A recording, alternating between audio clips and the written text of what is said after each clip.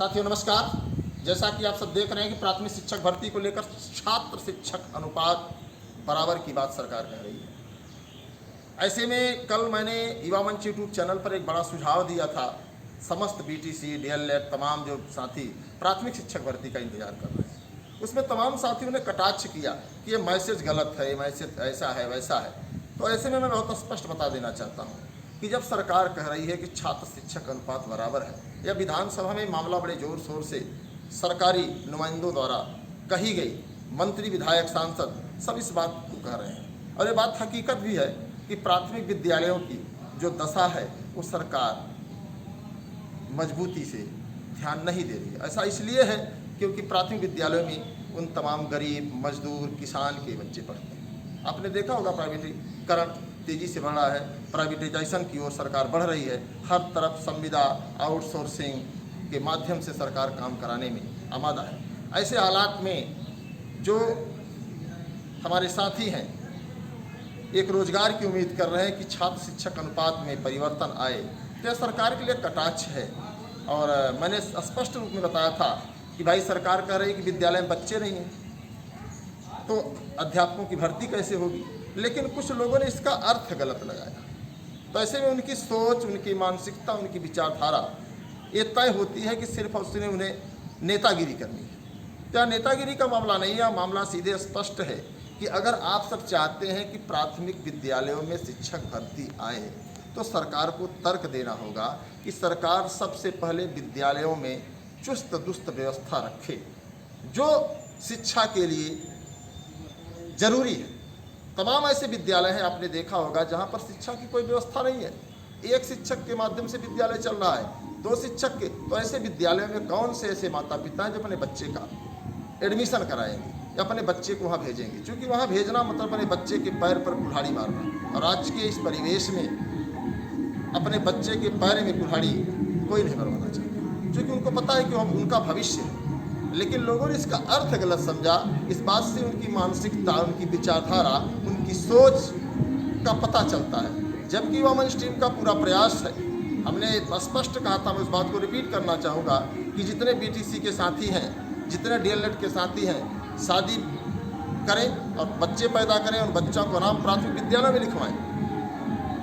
सरकार यही चाहती है। तो ऐसे हालात में आप लोग समझ सकते हैं। बहुत स्पष्ट मैं कहना चाहूँगा कि सरकार की जो नियति है वो शिक्षा व्यवस्था को पटरी से उतारने की है, ताकि जब शिक्षा व्यवस्था जब पटरी पर उतर जाएगी तो न आप सवाल कर पाएंगे, न आपको रोज़गार मांगने की ज़रूरत पड़ेगी। आप मजदूरी करिए, मेहनत करिए, काम करिए, और सरकार जो कर रही है उसको कर रही है। तो आप लोग समझदार हैं, पढ़े लिखे, शिक्षित हैं। आपको हमारी राय कैसी लगी?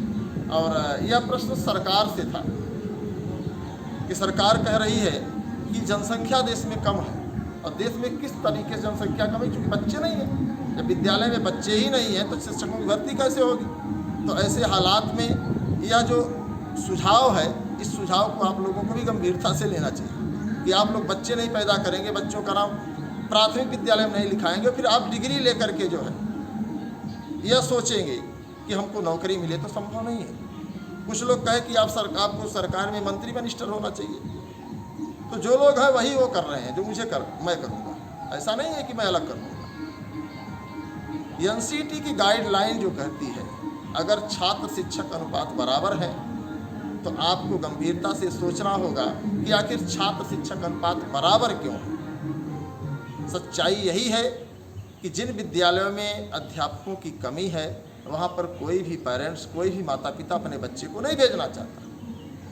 तमाम पेरेंट्स से हमारी मुलाकात हुई, उनका सीधे सीधे कहना है कि हम मेहनत मजदूरी कर लेंगे, लेकिन अपने बच्चे को बेहतर शिक्षा दिलाने के लिए हम बेहतर विद्यालय में भेजेंगे। यही कारण है कि आज जो प्राइवेट विद्यालय हैं, जो बड़े बड़े कारपोरेट्स के विद्यालय हैं, जो बड़े बड़े पूंजीपतियों के विद्यालय हैं, वहाँ पर भारी तादाद में पेरेंट्स जो है लाइन लगा रहे हैं, यहाँ तक कि डोनेशन फीस दे रहे हैं नाम लिखवाने के लिए। इतना ही नहीं, वहाँ की शिक्षा व्यवस्था कैसी है आप ये भी जानते हैं। शिक्षा व्यवस्था ऐसी है कि मन मुताबिक किताबों की कीमत, मन मुताबिक ड्रेस की कीमत, मन मुताबिक वहाँ की फीस, और सरकार कोई लगाम नहीं लगा रही है। जबकि सरकार को चाहिए कि अगर 1 साल से लेकर 14 वर्ष तक के बच्चों के लिए फ्री एजुकेशन है तो चाहे प्राइवेट विद्यालय हो, चाहे सरकारी विद्यालय हो, प्राइवेट विद्यालय, सरकारी विद्यालय, सब में जो है फ्री एजुकेशन होना चाहिए, फ्री शिक्षा होनी चाहिए। लेकिन सिर्फ और सिर्फ सरकारें औपचारिकता पूरी कर रही हैं और देश की जनता इसे समझ नहीं पा रही है। और समझे भी कैसे, क्योंकि इतना समय नहीं है देश की जनता को समझने के लिए। भाग दौड़ की ज़िंदगी में देश की जनता इस बात को गंभीरता से नहीं ले पा रही है, जबकि हकीकत यही है कि 1 साल से 14 वर्ष तक के बच्चे को फ्री में एजुकेशन का संवैधानिक अधिकार है, संवैधानिक राइट्स है। लेकिन ऐसे एजुकेशन की नहीं कि जहाँ पर शिक्षक ही ना हो, एक शिक्षक जो है 5-5 कक्षाओं को संचालित करे। उदाहरण के लिए अगर मान लें कि मान कर चलिए कि कक्षा 1 से 5 तक की कोई प्राथमिक स्कूल है, उसमें अगर 40 बच्चे हैं तो समझिए कि 2 शिक्षकों से मामला पूरा हो जाएगा।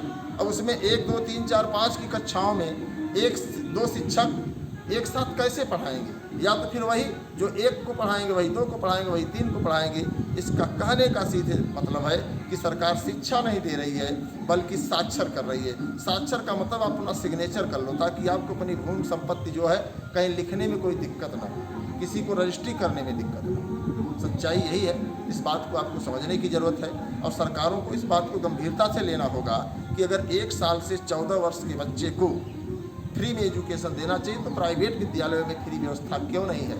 इतना ही नहीं, आपने देखा होगा तमाम मेडिकल व्यवस्थाओं में सरकार 1 रुपये पर्ची करके इलाज के लिए डॉक्टर के पास तो भेज देती है, लेकिन वहाँ पर दवाएं नहीं हैं। तमाम ऐसे गरीब हैं जो दवाओं के अभाव में, पैसे के अभाव में किसी बड़ी बीमारी से मौत का शिकार हो। तो देश की विडंबना है और इसे समझने के लिए हमें आपको गंभीरता से विचार करना होगा, मंथन करना होगा। तो हमारी बात से अगर आप सहमत हैं तो आप वीडियो को शेयर करें, लाइक करें और जो साथी चैनल पर नहीं जुड़े हैं चैनल को सब्सक्राइब जरूर करें।